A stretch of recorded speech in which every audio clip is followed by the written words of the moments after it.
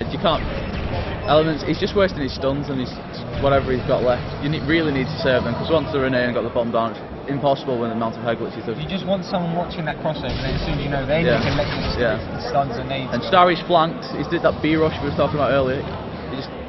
It is an amazing, because the only way I've found that people can stop me doing it is if they have more than one person watching it, and if that's the case, your other 3 teammates should be able to get into A, because there's only 2 people. So I think it's a great tactic, but I don't know what any. And also, if you go down the B side and wait, once you've got the bomb down at A, the guy at B can just come around and shoot them all in the back. Yeah, exactly. That's it. Oh, he's weak. They're both weak. Shots fired.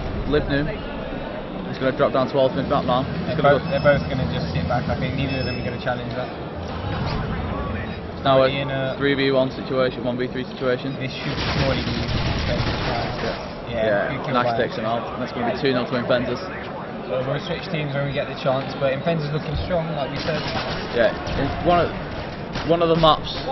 Starry's actually gone through with Infensus. I think one of the maps, because he actually knows a lot of spots on those. And Tech have just won their game. I'm not sure about the score, but they just beat Horizon, so Tech advance from their winners bracket round 1 game. Excuse me. We're going to go on board with eNigma now when we get the chance. And I'm not sure who that was. What's happened there? No. So yeah, we're on with Infensus. Yeah. Sorry, that's my fault. So Ash is just sitting around the trains. Steek's in that familiar position, watching the crossover. Ash sort of watching the back. I think we should try and get on board with Starry, see what he's up to. He's playing well this map so Rex far. is just taking out Dejani as well. Starry's looking. Will he go for the flank? Do you think he'll flank right on the back?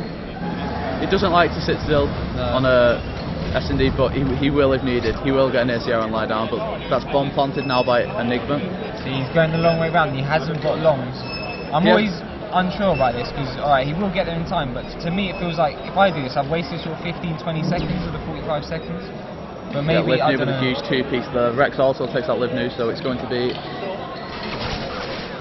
a 1v2 for Steek now versus Element and Aspect. He has to use that bomb. That's a great shot. Takes out Aspect. Oh, a huge 2-piece by Steek. Great gameplay. That's the second 1v2 for Infensus this game.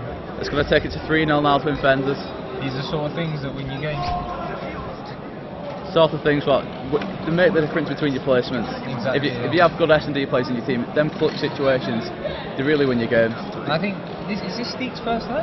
Yeah, it's Steek's first. He's been doing, from what I've seen, he's been playing pretty well his first LAN. So I mean, I know they struggled in the groups, but I only saw bits and bobs, and he was doing really well. So fair play to him at the moment. They did have quite a hard group though. I think they did have Havoc and I think they're just the way it worked out. They got like they had RYS.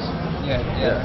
So IIS with I think it was a 5th seed because Josh didn't attend EGL7, so he didn't have any seeding points. I think Havoc was sort of the best of the lower tier teams, if you know what I mean, as well. So yeah, they did draw the short straw there. Starry been taken out first. Is that his first? No, that's not his first death this game, surely. Oh, that's a great nade over the building by Ash. Second. Yeah, second death from Starry. That's a great nade, just frags of just more and more. That is nade. I've saw that nade many times, but when I've tried it, I've never seemed to work. Whereabouts does it land? Just where they the train tracks, the train tracks. eNigma have smoked the back of A bomb though. It looks like one's going to push round. Yeah, and Janet and Ash takes him out. This is also Dejani's first LAN. He used to be quite a big Halo player. I think he's been to Halo LANs before, so showing his diversity in terms of gaming as well. And he's also coming from Holland as well, so a big shout out to him. Yeah, I think Steek and Mitcher are the other foreign players coming over for the event. I don't think. Infensus, yeah. Got any more? No, I think that's it. So yeah. It would be good to see some like full foreign teams for the next event. Yeah, I heard La Elite are coming, so they're always fun to talk to. Yeah. So hopefully they can bring another couple of Spanish teams with them. That would be good. Ash has been fired now and he's shooting towards the rails. Doesn't pick up any hit markers, so I'm not sure. Aspects takes out Steve. What are we in at the moment? They're in a 1v2 or 1v2 with Live New and Aspects. Aspects seems to be last alive quite a lot. And this will be the third 1v2, and it will just be so demoralising for eNigma if this happens again. Bombs down in a really awkward situation now though, on the steps. Good Well, night. he takes out Aspects, you know, now in a 1v1 with Livnu to win the game. Ash now is just going to check around the area to see if They eNigma know where to spawn surely down. can't win 3 out of 4 rounds via 1v2s. That would be just shocking. He's going to go for the B plant.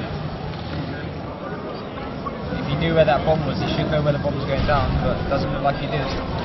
With B bomb as well, it's once you've got it down, it's quite easy to defend. There's so many places you can go. I think it's slightly easier than A, just because of those reasons. But that's just personal preference. It's just harder to plant because it's in an open space. He's missing his shots here. Oh! I'm not sure what quite happened, but Ash is choked. He went for the straight defuse. And he got lost the kill after the defuse. That is a massive That is a choke huge by choke Ash. by Ash. Takes it to 3-1 now. That is massive. If they come back and win this now, I thought, oh, that is shocking. I can feel how Sari's going to be feeling now. His head's going to be shaking everywhere. You must tell us, Shock, what was from personal experience, if that just happened and you were the person, if you were Ash, what would you be saying to you? Oh, words cannot describe. He'll have a rant. Johnny gets the first pick on Rex as well, so this isn't looking good for Infensus all of a sudden. They have still got 2 rounds, but just something like that just throws off your game completely. After choking a 2-0 lead against RYS before earlier this morning, anything could happen now for eNigma. Yeah. And Element looks like he's going for the plant. Ash gets a kill on the Johnny, but the Johnny's already done the damage with 2 kills. Starry, great Starry's shot. going around the back. Livny's just going to pre-aim that back alley now, wait for one of the Infensus lineup to push him. Yeah, 2v2 as well. Sees one and he takes him out. It's going to be Ash. Now Starry's now in a 1v2 against Element and Livny. Sure, this is so strange. 4 out of the 5 rounds have gone down to 1v2. 1v2.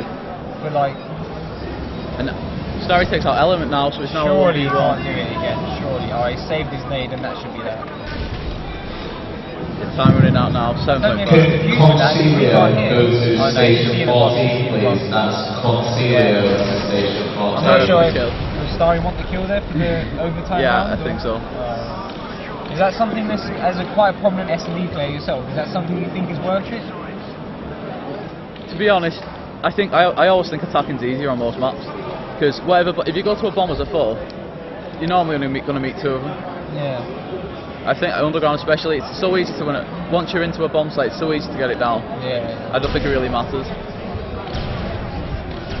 So Yeah, I always think like, unless there's absolutely 0% chance of you winning the round, it's always worth going. It's always worth going for the bomb. Yeah, just exactly, on that off chance.